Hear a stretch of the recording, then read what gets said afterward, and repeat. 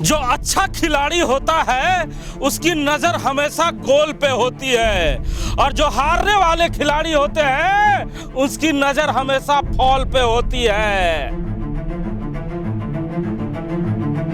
वापस जाओ, सीपी चौधरी वापस जाओ, सीपी चौधरी वापस जाओ, सीपी चौधरी वापस जाओ, वापस जाओ, सीपी चौधरी वापस जाओ, सीपी चौधरी वापस जाओ, लंबा मातो वापस जाओ, लंबा मातो वापस जाओ। जी हाँ, ठीक सुना आपने। आखिर ये बातें सुदेश महतो ने क्यों कही है और कहां कही है, जरा इस तस्वीर को और इस वीडियो को गौर से देखें जहां सुदेश महतो एक सभा को संबोधित कर रहे हैं। हम उस पहला मंच में बोले थे कि भाई फाउल कौन करता है। अजय जी फुटबॉलर है, नए फुटबॉलर, प्रिंसी भी फुटबॉल जरूर खेले होंगे। ये खेल में ये गोलमाल कौन करता है? जो हारता है, हारने का संदेश जिसको होता है वो इस तरह का गोलमाल और आचरण करता है। तो मुझे ये नहीं लगा था कि इतने जल्दी हार मान जाएंगे। अभी तो 5-7 दिन का लड़ाई बाकी था। 7 दिन पहले ही ऐसा हार मानने का आचरण करने लगे तो अंदाजा ये है कि जसोदा केवल जीतेगी नहीं, बड़े वोट से जीतने की तैयारी चल रही है। डुमरी में जो घमासान चल रहा है, इसी घमासान के दौरान कल नर्रा पंचायत में एक जनसभा हो रही थी। इसी जनसभा के दौरान आजसू पार्टी और झारखंड मुक्ति मोर्चा के समर्थक आपस में भिड़ गए, जहां पर जेएमएम समर्थक लगातार सीपी चौधरी वापस जाओ, डॉक्टर लंबोदर महतो वापस जाओ के नारे लगाने शुरू कर रहे थे। क्या कुछ उस जनसभा में हुआ और क्या कुछ हुई, आइए सीधे आपको उस तस्वीर से जोड़ते हैं।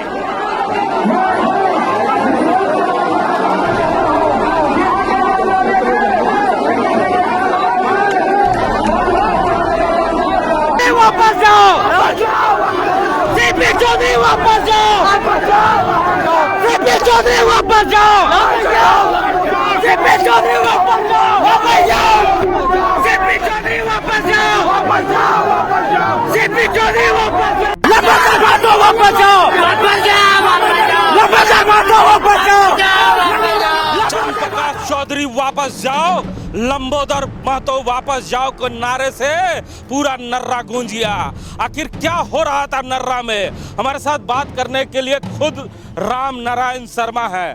शर्मा जी, चंद्रप्रकाश चौधरी जो गिरिडीह के सांसद हैं, उन्हें वापस जाने के नारे खुद उन्हीं के लोकसभा में लग रहे थे और लोकसभा में ये नारे जरूर लग रहे थे, लेकिन ये तस्वीर पूरा झारखंड देख रहा था कि किस तरह लोकतंत्र में ये तस्वीरें आ रही है जो तस्वीरें नहीं आनी चाहिए थी। जी बिल्कुल, पूरा मामला डुमरी उपचुनाव को लेकर है हिमांशु जी।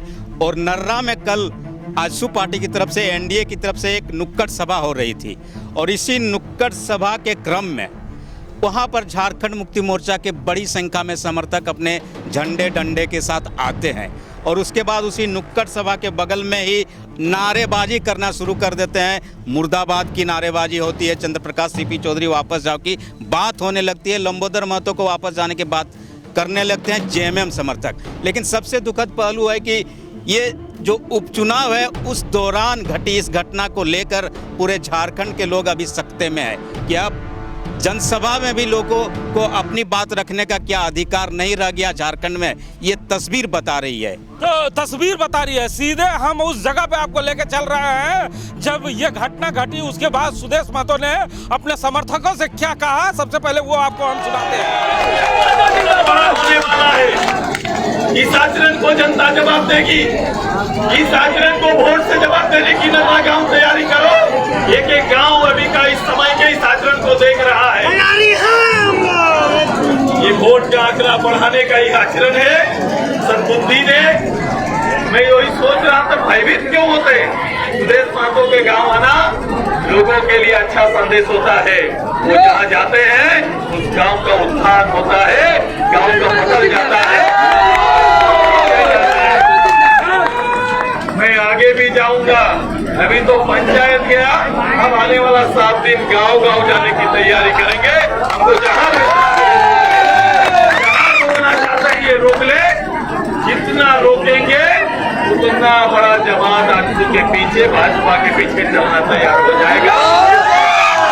सुदेश महतो झारखंड के बच्चों के दिलों में है। सुदेश महतो ने अपने समर्थकों को जबरदस्त जोश दिया है, कहा हमें रोकने से हम रुकने वाले नहीं हैं। लेकिन एक सांसद जो उसी क्षेत्र का सांसद है और उसके लिए नारे लगना वापस जाओ, कितना दुखद है। आखिर क्या कारण है कि वहां के लोग विरोध कर रहे थे और सुदेश महतो जो दिन रात मेहनत कर रहे हैं डुमरी जीतने के लिए, उन्हीं के टीम के एक सबसे बड़े खिलाड़ी का नारा इस तरह लगना कितना दुखद है।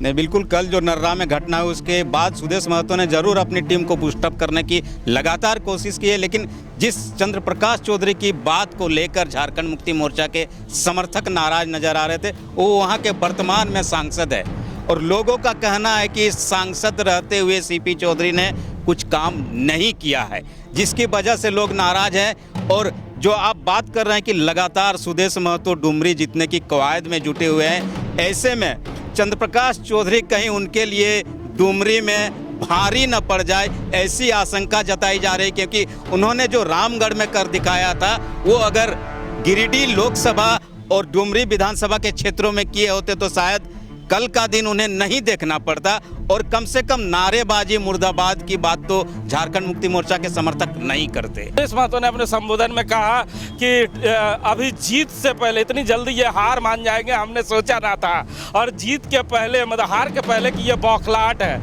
मतलब टाइगर का किला ध्वस्त होने वाला है। क्या लगता है जी?